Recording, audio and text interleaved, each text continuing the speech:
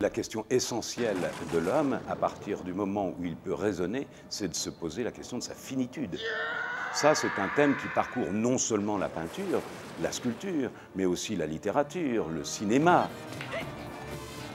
Le début de la représentation du crâne est éminemment lié à la vanité. En vérité, c'est un credo religieux qui rappelle à l'homme qu'il est séquent, qu'il va mourir, et en conséquence de quoi il ne peut pas ressembler à Dieu.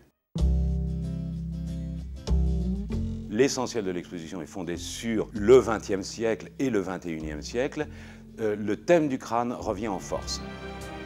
Tout l'art allemand, à la suite de la Première Guerre mondiale, va être sous l'emprise justement de cette revendication, de cette contestation du fait qu'on a emmené les hommes à la boucherie.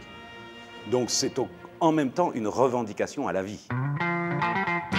On peut considérer qu'après la guerre, il y a une sorte de temps mort où on essaye d'évacuer l'horreur de la guerre.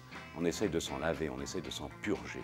Et il faut attendre la contre-culture, une culture qui est de l'ordre du populaire, pour revoir surgir le thème du crâne dans le rock, qui lui-même revendique, flirte avec la contre-culture, effectivement, des Hells Angels.